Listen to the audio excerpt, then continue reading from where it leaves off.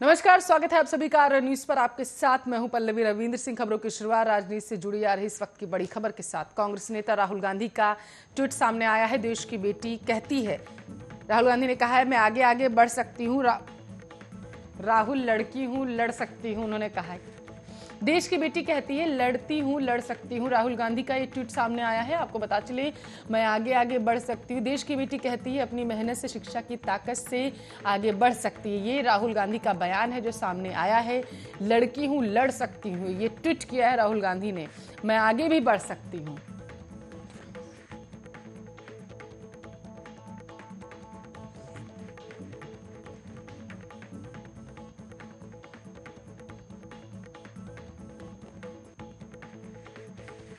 तो आगरा में police custody में सफाई कर्मी की मौत दुखद है। मायावती का बड़ा बयान सामने आ चुका है। बड़ी खबर आप तक पहुंचा रहे बीएसपी का एक प्रतिनिधिमंडल आज आगरा जाएगा।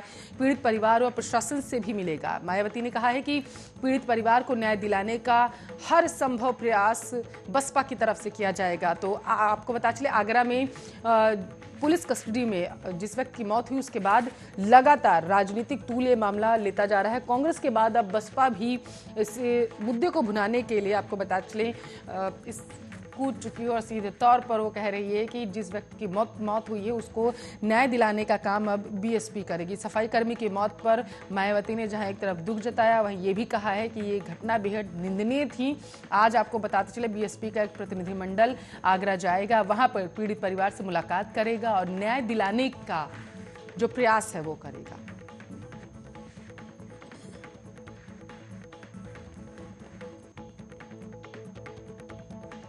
चलिए विस्तार से खबरों की तरफ बढ़ेंगे। कोरोना वायरस के खिलाफ जंग में भारत ने आज बड़ा कीर्तिमान स्थापित कर दिया। भारत में टीकाकरण का आंकड़ा आज 100 करोड़ पार कर चुका है। दुनिया भर में अब तक सिर्फ चीन ने ही 100 करोड़ से ज्यादा टीका लगाया था, मगर 100 करोड़ टीकाकरण का आंकड़ा छूकर भारत चीन के बाद ऐसा कारनामा करने वाला देश बन चुका है। अब तक 18 साल से ज्यादा उम्र के 75% लोगों को टीके की पहली खुराक दी जा चुकी है, जबकि 31% से ज्यादा लोगों को पूर्ण टीकाकरण भी हो चुका है।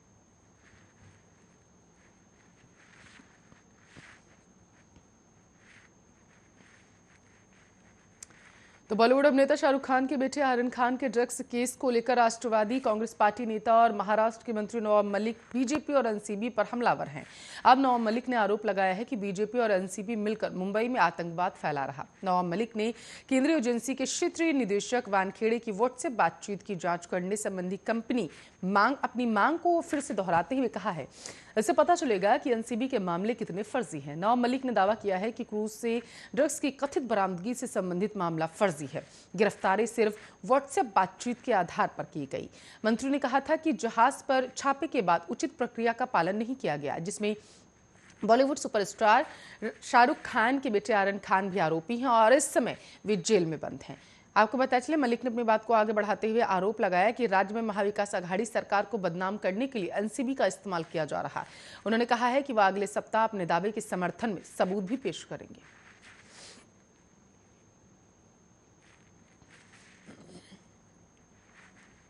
मध्य प्रदेश की बात करेंगे। मुख्यमंत्री शिवराज सिंह के अलीराजपुर दौरे के दौरान डीएसपी मोनिका सिंह अपनी 1.5 साल की बेटी को गोद में लिए ड्यूटी पर तैनात थी। मुख्यमंत्री की नजर जब डीएसपी मोनिका और उनकी बेटी पर पड़ी तो वो उनके पास पहुंचे और उनके जज्बे की तारीफ की। शिवराज सिंह चौहान ने उनके काम को सराहते हुए तस्वीरों को ट्विटर पर शेयर किया। उन्होंने लिखा, अपने कर्तव्य के प्रति उनका यह समर्पण अभिनंदनीय है। मध्य प्रदेश को आप पर गर्व है। दरअसल जोबड़ विधानसभा क्षेत्र में उपचुनाव होना है, जिसको लेकर मुख्यमंत्री चुनाव प्रचार के लिए लगातार दौरा कर रहे हैं। बताया जा रहा है कि जिस हेलीपैड पर सीएम का हेलीकॉप्टर उतरा था, वहां डीएसपी मोनिका सिंह की ड्यूटी लगी थी। बच्ची को घर पर कोई देखने वाला नहीं था, जिस कारण वो अपनी बेटी को गोद में लेकर ड्यूटी कर रही थी। जब शिवराज सिंह ने तैनात डीएसपी को बेटी संग देखा तो खुद को उनके पास जाने से रोक न सकी। शिवराज सिंह डीएसपी के पास पहुंचे और बेटी को प्यार कर दोनों के साथ तस्वीर भी खिंचवाई। सीएम ने मोनिका के जज्बे को सराहा और उनकी बेहद तारीफ की।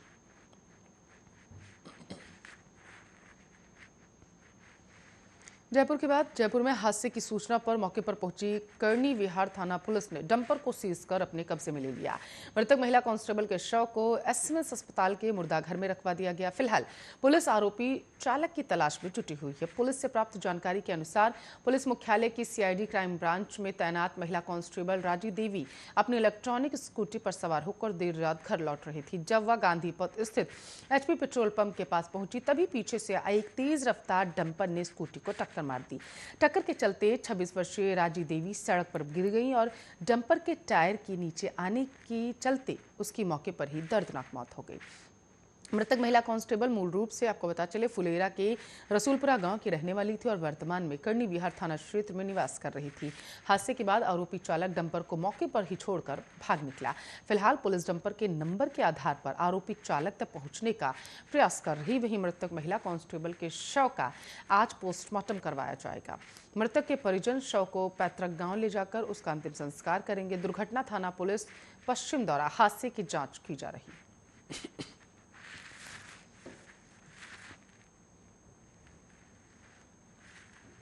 तो त्योहार के सीजन के साथ ही बाजारों में डुप्लीकेट और नकली इलेक्ट्रॉनिक सामान बिकने शुरू हो चुके हैं। भीलवाड़ा की कोतवाली थाना पुलिस ने मंगलवार को शहर में इलेक्ट्रॉनिक शॉप पर छापेमारी कर लॉयड कंपनी के नाम से बेची जा रही एलईडी टीवी जब्त कर ली है। पुलिस ने शॉप के मालिक को भी हिरासत में ले लिया है। पुलिस की ओर से की गई इस कार्रवाई से नकली माल बेचने वाले दुकानदारों में खलबली मच चुकी है।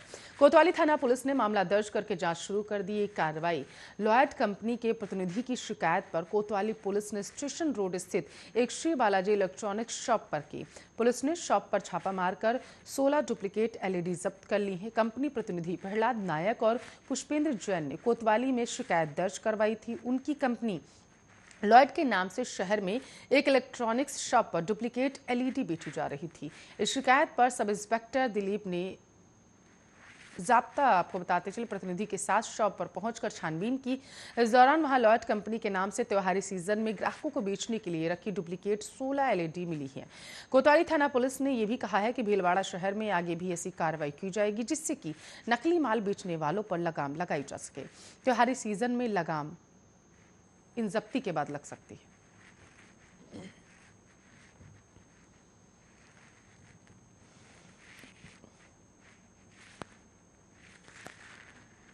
तो प्रदेश को जल्द ही 17 नए आईएएस मिलने वाले हैं। राजस्थान प्रशासनिक सेवा से भारतीय प्रशासनिक सेवा में प्रमोशन के लिए यूपीएससी की बोर्ड बैठक 29 अक्टूबर को दिल्ली में आयोजित की जाएगी।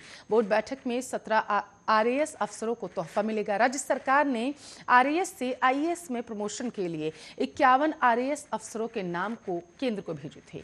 दिल्ली में होने वाली बैठक की सभी तैयारियां पूरी कर ली गई हैं। बैठक में राजस्थान से मुख्य सचिव निरंजन आर्य, डीओपी प्रमुख सचिव हेमंत गेरा और इसके साथ साथ यूपीएससी के सदस्य और डीओपीटी के एक अधिकारी मौजूद रहेंगे। माना जा रहा है कि 29 अक्टूबर की बैठक के बाद राजस्थान को 17 नए आईएएस अधिकारी मिलेंगे।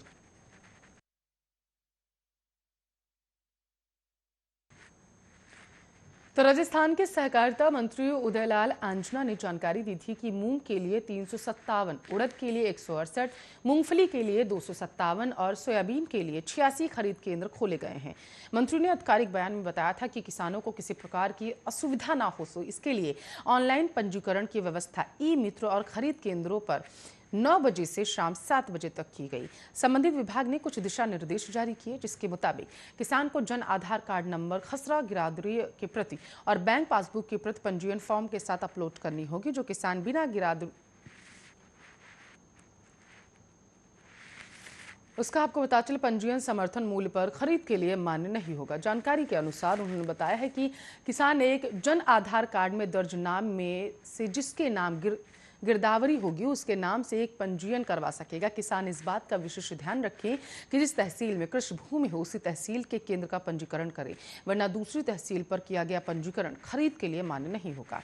निर्देश के अनुसार किसान पंजीयन कराते समय यह सुनिश्चित कर लें कि पंजीकृत मोबाइल नंबर से जन आधार कार्ड से लिंक हो, जिससे समय पर तुलाई दिनांक की सूचना मिल सके। किसान आपको बता चले प्रचलित बैंक खाता संख्या सही दे ताकि ऑनलाइन भुगतान के समय किसी प्रकार की परेशानियों से किसानों को दो चार ना होना पड़े।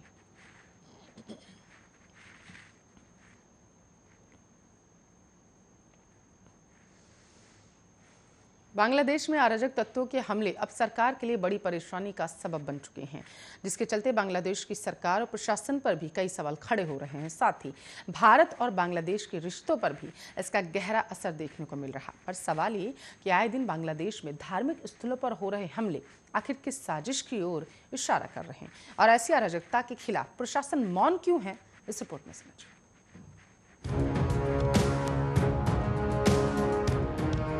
मंदिर, मस्जिद या गुरुद्वारा, ये तमाम धार्मिक स्थल पर लोग मन की शांति के लिए आते हैं, पर कुछ अराजक तत्व ऐसे भी हैं जो ऐसे धार्मिक स्थलों को नुकसान पहुंचाकर शांति भंग कर रहे हैं। और ऐसी ही घटनाएं बांग्लादेश से हाल ही के दिनों में कई बार देखने को मिल रही है, जहां बेलगाम कुछ लोग लाखों करोड़ों लोगों की भावनाओं पर हमला कर रहे हैं।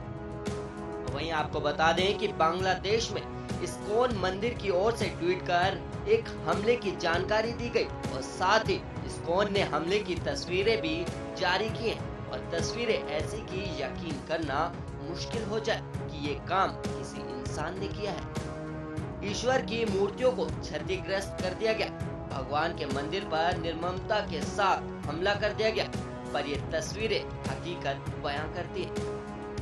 इस्कॉन ने ट्वीट कर कहा कि बांग्लादेश के नोआखाली में आज इस्कॉन मंदिर और श्रद्धालुओं पर भीड़ ने हिंसक हमला किया और मंदिर को काफी नुकसान पहुंचाया, और कई श्रद्धालुओं की हालत गंभीर बनी हुई है।